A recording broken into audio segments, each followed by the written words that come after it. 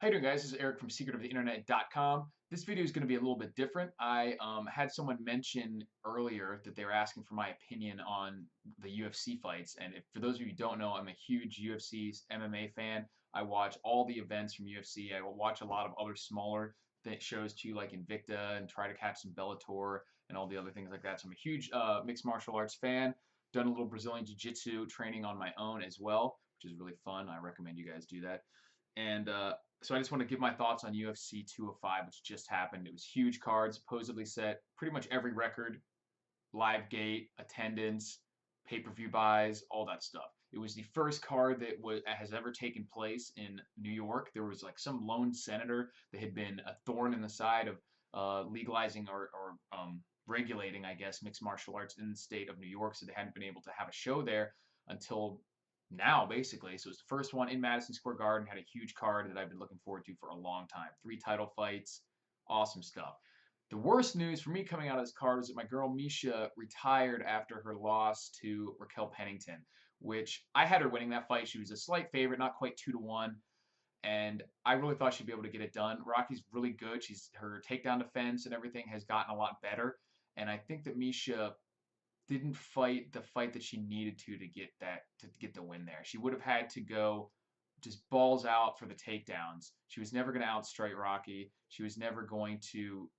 That's just not her game plan. It's not the type of fighter that either of them are. That she would go in there and win a stand-up war. And even the clinch battle, she just stayed too high, didn't change levels, didn't go for the takedown. She got a little bit early on, and obviously she's great in the grappling, but it was just an awkward fight. It was her second loss in a row, so hopefully she's just emotional and will come back from that. She is still young. I think she just turned 30 in August. So she has a lot of career ahead of her if she wants to. There's plenty of fighters that have fought well past that age, especially grappling stylists. When you get older, the things you tend to lose first in the fighting is your chin and your speed. The people who are like strength and grappling related fighters tend to be able to have longer longevity, like the Randy Couture's, um, yeah. So she certainly is not too old. So hopefully she just is bummed out about the second loss. Never lost her title, lost this fight. A little bummed, obviously, but I really like watching her fight. It's my girl, so hopefully she'll come back. Speaking of the women, I also chose Joanna Jedrzejczyk to retain her belt there, which she did. It's a very close fight. I mean, she just threw some super assaults. I love her combos. She always throws combos. It's one thing that you watch a lot of fighters and they could learn from this is their volume is so low. They go out there and they don't throw anything. They'll be like a minute or two of fighting and they'll throw single-digit punches. It's crazy. And that's something that is super helpful in the judge's eyes. It's super helpful, obviously, just offensively if you're doing it intelligently. Never hurts to have more offense. And I always like watching her fight because of that. Not only is she super technically proficient in her striking, but she's very high volume, super active, super great cardio. And Carolina was an awesome competitor and did a hell of a job even rocking her at one point, but just wasn't able to get it done. I think she lost all rounds by my count. I think that was the final count too, maybe one where she rocked her. But she keeps the belt there. I don't know who else they're going to put up against her next. She's been smashing everyone. The closest fight was Claudia Gadelha, and she still beat her pretty resoundingly the second time. He just couldn't keep up. Claudia couldn't keep up with the cardio. So interesting fight there.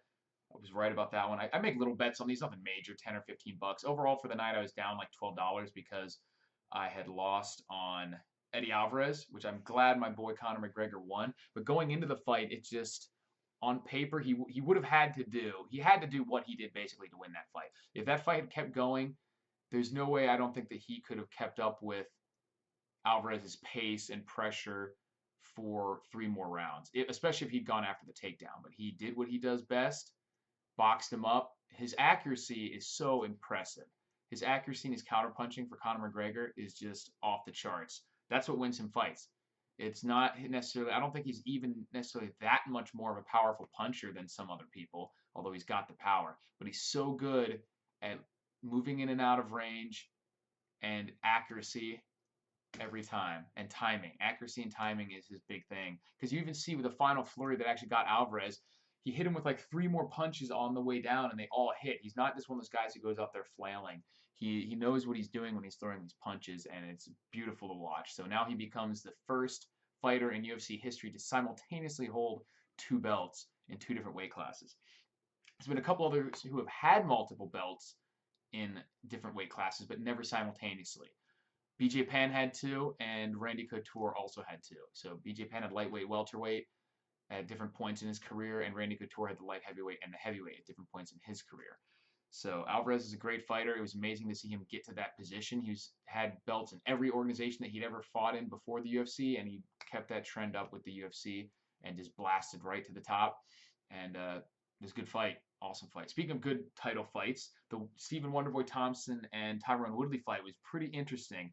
It got off to an interesting start where Woodley managed to ground and pound him solidly for the first round, and then I can't believe if it was, I think it was the 4th round. Then I think Thompson outpointed him on the 2nd and 3rd rounds by my scorecards, and then he got absolutely obliterated, so close to being finished in the 4th round. He got hit with a big punch, and then Woodley jumped on him, got him in a brutally tight choke, and somehow he survived. Came back, actually ended up winning the 5th round again. So I had him up 3 rounds to 2, but that 4th round was such a beating that I was talking with the guys I was watching the fights with, and I was like, that could be a 10-8, and if that round's a 10-8, then the fight goes to a draw. And sure enough, that's what happened, but they actually messed it up, if you guys were watching. And they called out, one judge said a draw, one judge said a draw, and one judge said that Tyron Woodley won. He gave him one of the earlier rounds, probably the 2nd one. And I was like, oh, so it's a majority draw. And then Bruce Buffer comes out and says, announces it as a split decision for Tyron Woodley, which is weird. It doesn't change anything. Either way, he keeps his belt. The only difference would be whether Wonderboy has a loss on his record or not. So then they come back out a few minutes later. I was like, I think that should have been a majority draw. And sure enough, Ruffle comes back and says, oh, we have a correction. And man, you should have seen Woodley. He like grabs his belt and he's like, no, no. Like he's worried they were going to snatch it off him or something. So it had shades of the Steve Harvey thing at the Miss America or whatever it was, Miss Universe. And all they said was, look, Joe Rogan was talking to him, said, look, nothing changes. You still retain your belt. It's just a majority draw, not a split decision win. So he doesn't get a win on his record, and Wonderboy doesn't get a loss, but it still counts as a title defense. His title wasn't taken. So maybe he doesn't get his win bonus or whatever. I'm not sure how they work that in, but I guess if he's retaining his belt. But very good fight. They should definitely do it again. And it was exciting. I love those kind of, he fights a lot like Conor McGregor in that he does leaping in and out with these really quick, really accurate punches, and it's really fun to watch him fight. He got taken down initially because he threw a higher kick that was caught, and he really kept those kind of toned down later in the fight. He didn't want to get taken down, so he mostly threw body kicks and leg kicks after that, and only does judicious use of the high kicks to avoid getting taken down. So those were the 3 title fights. I wasn't going in order. Beyond that, we lost the Donald Cerrone fight not long before. I think it was, did Kelvin Gastelum not make weight, I think is what happened? And it was too late. He was way over or something like that. That's what I think happened. Anyways, bums me out because I really love watching Cerrone fight, and he's been kicking ass at welterweight, and I think it's really where he should be. I mean, the proof is in the pudding. And beyond that, we saw a couple other good fights, some decent finishes, and yeah, I'm not going to go into every single fight just because this video is already like 8 minutes.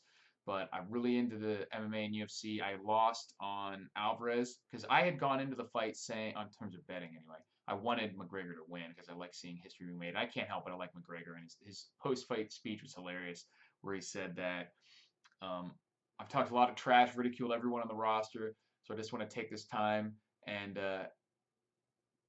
apologize to absolutely nobody. That's good stuff. But so I lost on that fight, lost on Miesha Tate, and then I won on Joanna Jedrzejczyk, and I won on, I had another small bet. Who did I win on? I don't remember, but I ended up down like $12, nothing crazy. But yeah, so let me guys know if that's something that you're interested in the future, is talking about the fights, because I could talk forever about this, MMA. I watch every single one. So maybe I'll make a different channel if there's enough people that are interested in it and there's enough hatred of me doing it on this channel. Or maybe I'll just put everything on this channel. If you don't like it, you don't watch it. But let me know what you guys think. If you watched it, what you thought of the fights, what you thought of the Stephen Thompson decision, and if you think Miesha Tate should stay retired or not. But overall, it was a great card. I'm happy.